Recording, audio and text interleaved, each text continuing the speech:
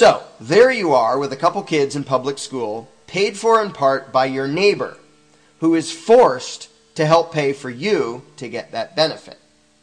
Oh well, that's the way it is. That's how the system works. Now, here's a different question. Suppose there were no property taxes and there was no public school in your town. There was a private school, but it cost pretty much. So you went to your neighbor yourself, the same neighbors, the ones who had no kids, and said, look, I can't afford the cost of sending my 2 kids to school, so you, Mr. Neighbor, are going to give me $3,000 and then I can afford it. And your neighbor says, well, things are pretty tight for us right now. We might be able to donate a couple $100s to help out, but we don't have a few thousand. And you respond to your neighbor, you don't understand. I wasn't asking you. I was telling you, you will give me $3,000 or eventually I'll send men with guns to chase you off your property so I can sell it and use it to pay for my kids' schooling. Okay, would doing that be in line with your personal ethics and values? Do you think it would be okay for you to do that to your neighbors? Do you think demanding money from your neighbor and threatening with violence if he refuses would be a moral, justifiable thing for you to do? I'm guessing no. I'm guessing you don't think that would be okay. You know that would be wrong. You don't need me to tell you that. And you would feel completely unjustified in doing anything like that. Okay, here comes a question you will never hear asked in the mainstream media or on any quote-unquote normal talk show. If it's bad for you to do that, if it would be immoral theft if you did that to your neighbor, why is it okay for you to expect and allow and ask that the exact same thing be done to your neighbor by the local government? Why is that okay and good? What's the excuse? Well, it's necessary. That's just how things are. Oh, like beating up people who wear purple hats? It's okay because that's the system? Because we've always done it? It's okay because everyone else does it? What exactly makes it okay? If robbing people is bad, thou shalt not steal and all that, if threatening innocent people is bad, if assaulting nonviolent neighbors and kicking them off their own property if they don't give you money to pay for things you want, if that's bad, how does changing the name of that action and calling it property taxes make it into something good and noble and righteous? Either way, your neighbor is being forced to hand over money for something you want and he doesn't. Why would it make any difference morally whether you do it to him yourself or whether someone else does it to him on your behalf? Okay, freeze your brain, because this is where most people, as a result of cognitive dissonance, start having emotional fits, because their own moral code drastically clashes with what's happening around them and what they're advocating. And they don't question it. They don't even notice it. So take a deep breath, relax, be calm, think rationally. If there's a rational answer to this question, we can find it without tantrums and getting emotional. If there's not a rational explanation for this, if there really is that big a glaring contradiction in your belief system, in your own belief system, maybe you need to change something inside your own head. Mull that point over, and we'll be right back after this break.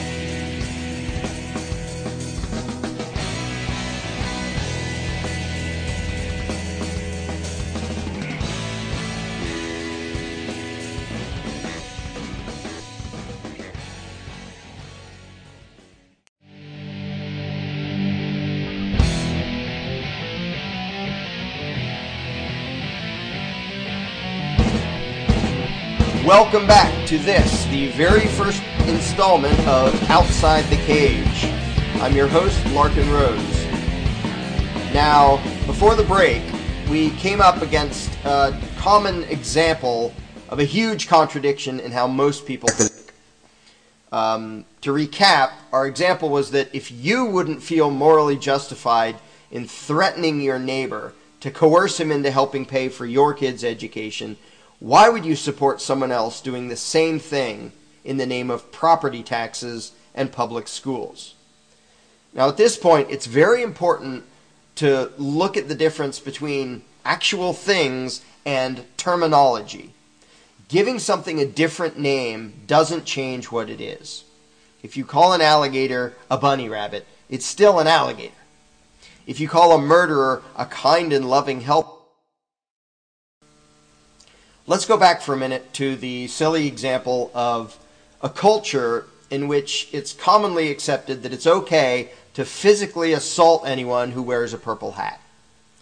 If you call wearing a purple hat a crime and call beating up the guy who wears the purple hat law enforcement, it would still be just as bad. It would still be wrong. What you call something makes no difference to what it is. But it can make a huge difference in what you imagine it to be. As unlikely as this may seem, deceptive, inaccurate terminology can and does drastically warp your very perception of the world around you. Now, let's return to our example of forcing your neighbor, the neighbor who has no kids, to help pay for your kids to go to school. If you called such a demand a tax, if you were doing it yourself and you said, I'm going to call this a tax instead of just a threat, would it change what it actually was? Would it change in the words you use, change the morality of the event? If you called your threat a law and called it a crime if he didn't hand over his money, would that make your robbery of him into a good and moral thing? No. It's absurd to think that changing the words you use to describe something changes the actual nature of the thing. You can call threats and extortion taxes and laws and bunny rabbits and purple hats. You can call it whatever you want. It's still what it is. And whether it's justified and legitimate or not, whether it's good or it's bad, doesn't depend at all upon what you call it.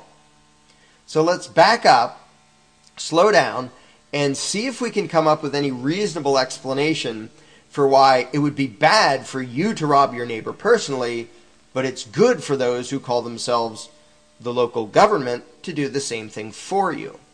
Again, the terminology makes no difference. What's actually happening? You know that if you did it, that would be wrong.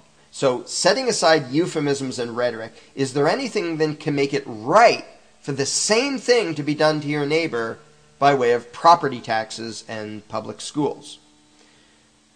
You'll often hear the refrain that, well, taxes are necessary, and that's the system we have, and we need government doing things for the common good and making everyone pay for certain things, and even if some people don't want to, and even if some people have no use for the things, they're paying for things they don't want and don't benefit from. So is it just necessity that makes it okay? Well, if it's supposedly necessary for there to be taxes to have these public schools, if that end justifies that means, then why does it matter who does it? If necessity makes that okay, why wouldn't it make it okay for you to go do it yourself, to go rob your neighbor yourself without any law or tax on your side? So it isn't just that it's necessary. Now, why is it that it would be bad for you to do something but okay for someone else to do it? If we accept the notion of human equality, how can morality apply differently to different people? Can elections and appointments and legislation actually bestow upon certain people the right to do certain things that you don't have the right to do yourself? That's certainly what we're all taught. We're all taught that when government imposes, for example, a property tax to fund a school, in other words, when they issue a formal demand insisting that all local property owners send the money or risk having their property forcibly taken from them, we're taught that that's legitimate and righteous. But if you did the exact same thing yourself, you know that would be immoral. So how did that come about? What on earth could make it so that if two people do the exact same thing, one of them is good and one of them is bad? Again, watch out for the difference between reality and terminology. There are lots of terms that come up in discussions like this. The common good and representative government and paying one's fair share for the good of society, and yada, yada, yada. But don't lose sight of what we're literally talking about just because it's being described in certain terms. Drop the rhetoric and euphemisms and describe things in plain, literally accurate terms. And everyone knows the reality of what happens in this situation, even if they don't usually speak of it this bluntly. What happens, one group of people, calling itself government, demands money from lots of other people, and under threat of eventually sending armed enforcers after anyone who doesn't pay up. Now, you may not like to hear it described that way, but you know that that is the reality of the situation. You know that would happen to you if you didn't pay. You know that happens to anybody who gets caught not paying. So how can that be okay? Well, we're told that because those in government are elected, they are selected by a majority, therefore they represent us and they have the power to do things on behalf of the people as a whole. And okay, which part of that makes extortion into a moral and righteous act? Is it because they're elected? If someone is elected to office, does that give him an exemption from morality? If an elected official went around murdering people, would that be okay because, hey, he's elected? No, you know that wouldn't make it okay. Incidentally, Hitler got into power by being elected, and I trust you don't think that made what he did okay. So being elected by itself doesn't magically alter morality, doesn't make bad into good. What about passing laws? When a demand is enacted by way of formal legislation, is that what makes it legitimate and proper? Well, if murder were officially legalized, would it become a good thing? No. Again, to use the cliche example, almost all of what the Nazis did, they formally enacted into law first. And I'm hoping that you don't think that made what they did okay. So sticking the label of law onto something evil doesn't make it into something good. Well, how about numbers? If a majority voted for something, does that make it good? Well, if a majority happened to be of one race and they voted to exterminate a minority race, would that be a good thing? Of course not. Even if 99% of some countries supported something evil, it would still be evil. Majority opinion can't make something bad into something good. So what else is there? Why is it bad for you to steal from your neighbor yourself to pay for your kids' education, but good for those in the local government to do the same thing? Now, I want to intentionally leave that question hanging for now. But in all sincerity, I beg you to carefully think about that question. And it's easy to spout back phrases you learned in civics class about fair share and common good and so on. But I'm asking you to actually think instead of just regurgitating someone else's rhetoric. And here's why it matters. If you're someone who supports the idea of tax-funded public schools, just as one example, if you accept that as legitimate, I dare you to look closely at what it is that you are personally advocating. I dare you to objectively examine the idea to see whether it coincides with your own values and your own moral code. Do you believe what you believe? Do you condone what you condone? Are you doing what you do because it actually matches your basic understanding of right and wrong, or just because that's how things are and how you assume they must be? Are you doing destructive things just because it's familiar, it's accepted, it's what's done, it's what everyone else does? Now, this is one example of hundreds I could have used, and we'll get into the more general principles later. But this is a simple example that everyone can relate to. Is it okay with you if your children's education is funded in part by people who have no kids being forced to fund something they don't personally have any use for? Is that okay with you? Does that jive with your standards of right and wrong? I'm not asking if it jives with my moral code. Who cares? I'm asking if you're being consistent with your own values, if you're being loyal to your own sense of morality. Think about it.